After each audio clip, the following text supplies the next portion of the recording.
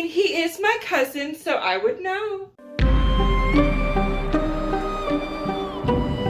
Hello, lovelies. My name is Wendy Weather, the History Drag Queen, and welcome back to Spooky History, where this year we are discussing and explaining the history of horror. In this episode, we are actually going to discuss the legacies and lives of some of the most iconic horror storytellers. Now, over the years, there have been an absolute plethora of horror storytellers, and it was really hard to kind of narrow it down to like four-ish, and I think I picked the right four. Now, when I think of like horror and horror history, the first person I really think about is Mary Shelley. It's probably safe to say that Mary Shelley is probably the grandmother of horror. Mary Shelley was born in August of 1797 to both of her parents were actually philosophers of some sort. Her father, William, was a political philosopher, and her mom, Mary, was actually a philosopher but also a women's rights advocate. Now, Mary Shelley is very prominently known for writing the modern Prometheus or Frankenstein, and pretty much creating what's kind of known as like body horror and sci-fi horror. And fun fact, Mary Shelley actually wrote the modern Prometheus or Frankenstein from like a writing club she would do with her friends, and she wrote it when she was 18 years old. 18, and she got it published when she was 21. Crazy. She then married romantic poet and philosopher. I don't know why everybody in like the early 1800s was like a philosopher, and I don't know. But any other person I googled like associated with her is like philosopher this, philosopher. I'm like, girl, I guess she's just over here philosophizing. I do not know. But she marries the romantic poet Percy Shelley. And it is kind of unfortunate because Percy dies relatively young. I believe he drowned. Afterwards, Mary was kind of well known as like melancholic, you know. I mean, when you marry and then your partner just passes away, that's a lot. But also, Mary was kind of a pioneer of like Gothic literature and aesthetiques. So one of the craziest things that I found out about Mary Shelley a couple years ago, actually, after Percy died, she kept his calcified heart. Yeah, she's giving very emo wifey tease of like, I have my dead husband's heart in my purse. Like what? What had happened is when Percy was actually cremated, there was some condition of his heart. Whenever he drowned, it actually calcified, and because whenever he was cremated, it didn't burn. And allegedly, Miss Mary, she kept it very close to her, either on her desk or in her purse. I mean, okay. Until Mary passed away in February of 1851. Now, when it comes to modern day, like horror storytellers, the first person that comes to mind, to me specifically, is actually Shirley Jackson. Shirley Jackson was mostly known for her short stories and also penning The Haunting of Hill House. Shirley was born in December 1916 to her parents were very affluent, and they were kind of like conservative country club people, like, yes. During her legacy, Shirley actually wrote 6 novels, 2 memoirs, and like over 200 short stories. In 1948, her first like big hit was published in the New Yorker, and that was The Lottery. Now, if you don't know what The Lottery is, it's a short story about a community that plays this lottery. I'm not going to spoil it for you, but like things occur. I actually read The Lottery when I was like in high school. The other most notable piece of work that Shirley Jackson penned was actually The Haunting of Hill House, which, as we kind of all know, has been put into 2 different movies, I think a couple different stage plays, and of course, the Netflix adaptation. But another kind of unknown thing about Miss Jackson, she loved to draw. She really loved to draw cats. That was like her favorite thing to draw. And she also would make these like little cartoons and like comics of her life and her surroundings and kept them in like a little cartoon diary journal. So cute. Later in life, Shirley Jackson was well known as being kind of agoraphobic. Being a severe recluse, not being able to go outside of her house. Like, she suffered from very, very strong agoraphobia. And Shirley actually passes away in 1965 of heart failure. And she was only 48. Oh. After she passed away, a lot of her work that was unpublished became published.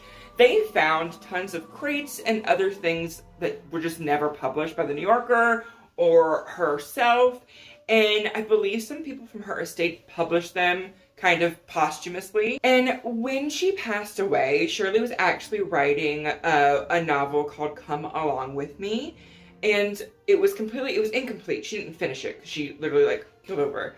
And her husband actually published it in its incompleteness, like just as it was, in her honor. Oh my God, I can't. Have you guys read any of Shirley's stories? Comment below. Another modern storyteller that I kind of think of instantly when I think of like scary movies and like anything creepy, Stephen King.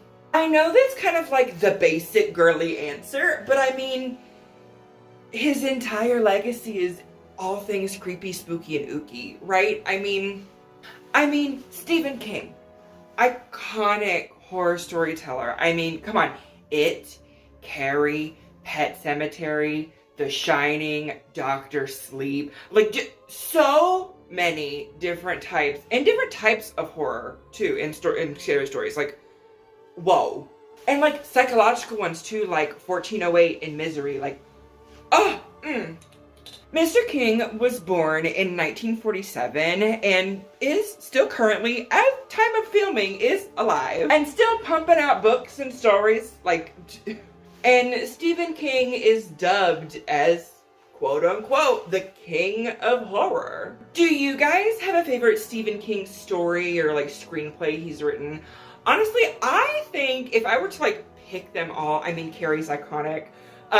Carrie was actually his first thing he ever like kind of did, and very famously he threw away Carrie, like threw it in the trash, and his wife picked it out of the trash, read it, and it's like, you finish this, Matt, like finish this. And he finished it, and it became literally a success, and like he started his entire legacy. And he threw it in the trash, and his wife was like, girl. So I would probably say Carrie, and then it's probably a tie between like The Mist and like 1408. 1408 is really good. Now, we have discussed Mary Shelley, Shirley Jackson, and even the king of horror himself, Stephen King. Who else? Who else could I possibly come up with when I think of horror and spooky things and spooky storytelling? Who? Edgar Allan Poe. I mean, he is the diva. I mean, come on. It's Edgar Allan Poe.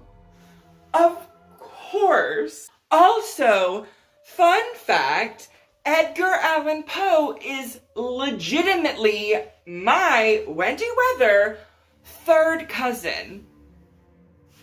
I know. Trust me, as the history drag queen, I did my research. I have done many a genealogical study, and I found, excuse me, third cousin, just saying.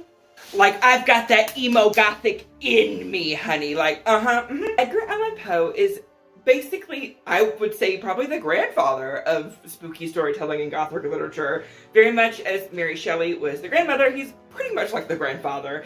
And he wrote mostly short stories and poems. You probably studied them a lot in school. At least here in America and the US, Edgar Allan Poe is pretty much taught to almost every single English student. Edgar was born in 1809 to two actors, actually. His parents were Shakespearean actors, and they actually met playing, I think it was King Lear. And looking into that, Edgar was probably named after one of the side characters, Edgar, in King Lear. But when he was 4 years old, both of his parents had died. Yeah, and then he was actually taken in by this wealthy merchant guy named John Allan, which is where he gets his middle name, Allan, from. And I believe they either moved or went to live in Richmond, Virginia. And Poe is pretty much idealized as the central figure of Romanticism, Gothic horror fiction, and American literature in general. He also is kind of like the first career writer. Like, he made writing like a feasible career. Not great financially, but like he was a full-time writer. That's the only thing he did. Didn't do any other jobs, just write. And I actually read a lot of Edgar Allan Poe in high school, as well as in English class and outside of school. So I read a decent amount of his work.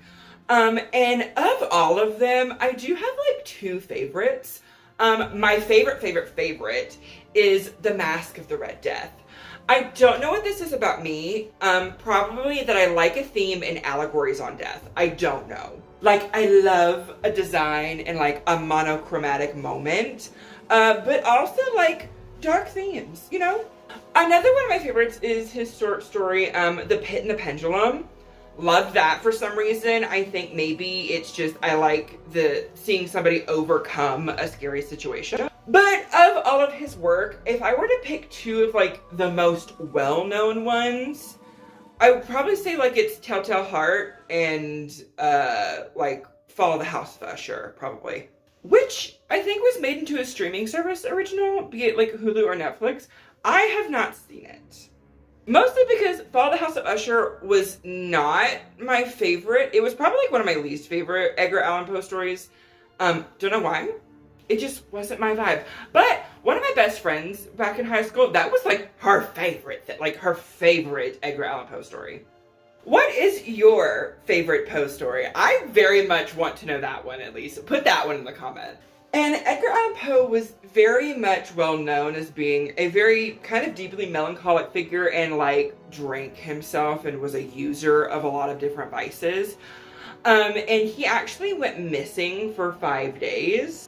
In 1849, he went missing for several days, and was actually found on a park bench, quotably worse for wear. Like, he looked at death's door, was probably like about to walk in it, and he did unfortunately pass away.